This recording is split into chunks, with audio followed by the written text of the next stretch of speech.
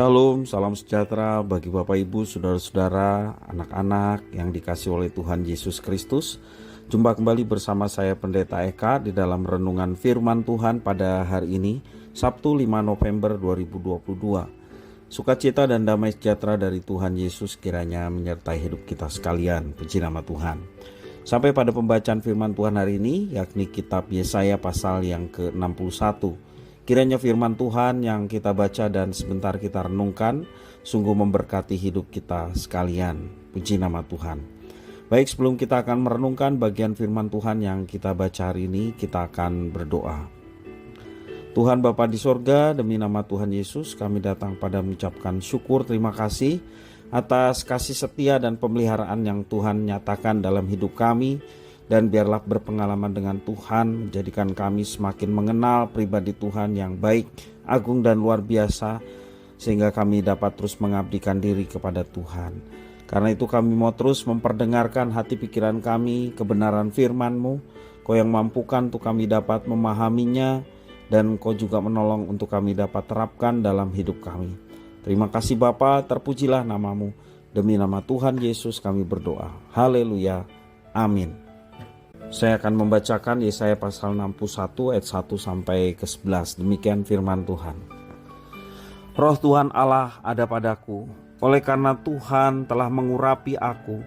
Ia telah mengutus aku untuk menyampaikan kabar baik kepada orang-orang sengsara dan merawat orang-orang yang remuk hati, untuk memberitakan pembebasan kepada orang-orang tawanan dan kepada orang-orang yang terkurung kelepasan dari penjara, untuk memberitakan tahun rahmat Tuhan dan hari pembalasan Allah kita, untuk menghibur semua orang berkabung, untuk mengaruniakan kepada mereka perhiasan kepala ganti abu, minyak untuk pesta ganti kain kabung, nyanyian puji-pujian ganti semangat yang pudar, supaya orang menyebutkan mereka pohon terbatin kebenaran, tanaman Tuhan untuk memperlihatkan keagungannya.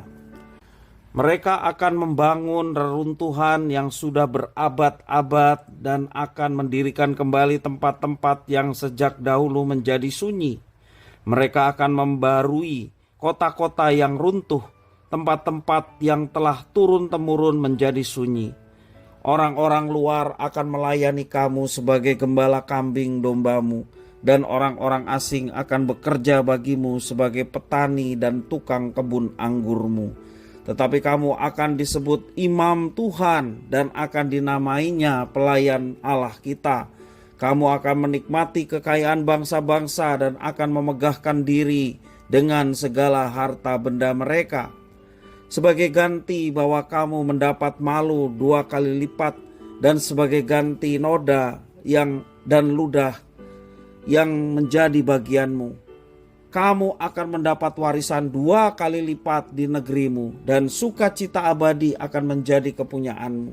Sebab aku, Tuhan, mencintai hukum dan membenci perampasan dan kecurangan. Aku akan memberi upahmu dengan tepat dan akan mengikat perjanjian abadi dengan kamu. Keturunanmu akan terkenal di antara bangsa-bangsa dan anak cucumu di tengah-tengah suku-suku bangsa, sehingga semua orang yang melihat mereka akan mengakui bahwa mereka adalah keturunan yang diberkati Tuhan. Aku bersukacita di dalam Tuhan, jiwaku bersorak-sorai di dalam Allahku, sebab Ia mengenakan pakaian keselamatan kepadaku dan menyelubungi aku dengan jubah kebenaran, seperti pengantin laki-laki yang mengenakan perhiasan kepala dan seperti pengantin perempuan yang memakai perhiasannya.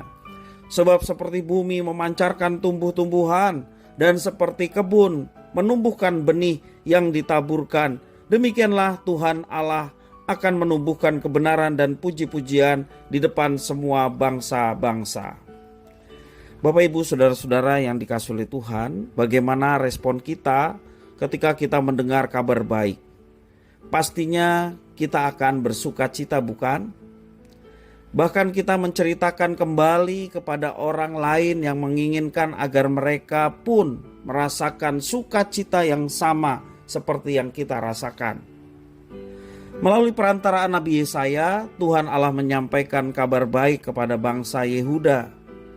Tidak hanya membebaskan mereka dari pembuangan, tetapi juga memulihkan kehidupan mereka menjadi satu bangsa. Nabi Yesaya juga memberitakan tahun rahmat Tuhan di dalam ayat yang kedua. Tahun rahmat Tuhan yang dikiaskan sebagai tahun Yobel, di mana tahun itu merupakan tahun pembebasan dari semua hutang dan dimerdekakan dari perhambaan. Tahun yang penuh sukacita yang dinanti oleh setiap orang dari bangsanya. Bapak Ibu saudara-saudara yang dikasihi oleh Tuhan, kita perhatikan respon bangsa Yehuda ketika mendengar itu semua adalah mereka mengenakan pakaian pesta sebagai ganti kain kabung dan menyanyikan puji-pujian sebagai ganti semangat mereka yang pudar, supaya orang menyebut mereka pohon terbantin kebenaran. Pohon terbantin merupakan pohon besar di Timur Tengah dengan akar yang sangat kuat. Fungsi akar itu untuk menyokong berdirinya pohon serta menyerap air dari dalam tanah untuk kehidupannya. Dan pohon ini sangat istimewa karena dapat bertahan saat musim kering dengan akarnya yang sangat dalam. Alkitab mengibaratkan pohon terbantin sebagai tanaman Tuhan untuk memperhatikan keagungannya. Anugerah kasih dari Tuhan Allah yang dinubuatkan oleh Nabi Yesaya agar umatnya punya dasar yang kuat dalam kehidupan mereka, sehingga mereka percaya dan menantikan pembebasan yang Tuhan Allah janjikan. Dan setelah itu mereka akan disebut imam Tuhan dan dinamainya pelayan Tuhan Allah. Mereka berkewajiban untuk menyampaikan kebenaran firman Tuhan agar semua mereka yang masih tertawan dapat memperoleh pengharapan sama seperti yang mereka alami.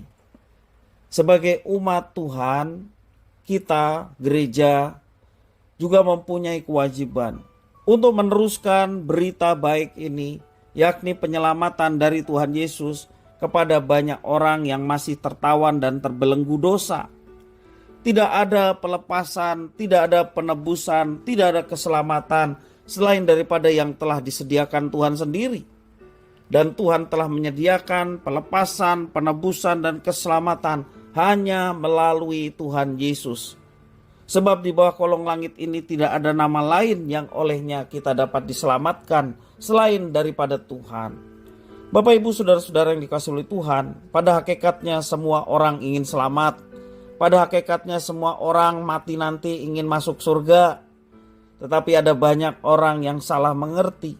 Ada banyak orang yang juga belum mengerti bahwa keselamatan itu hanya disediakan Tuhan melalui Yesus Kristus. Bukan karena kebaikan kita dan perbuatan kita, tetapi semuanya itu diberikan sebagai anugerah Tuhan yang sedemikian besar bagi setiap orang yang percaya kepada jalan keselamatan yang disediakan Tuhan, yakni Yesus Kristus. Itulah kabar gembira bagi manusia berdosa, yaitu ada penebusan, ada keselamatan yang disediakan oleh Tuhan, dan kita sudah memilikinya.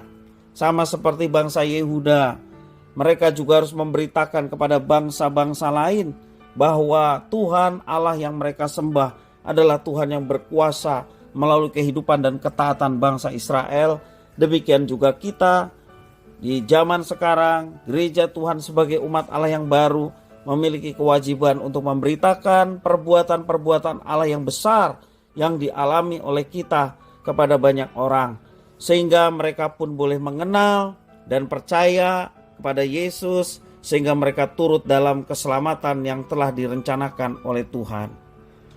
Mari kita berbagi.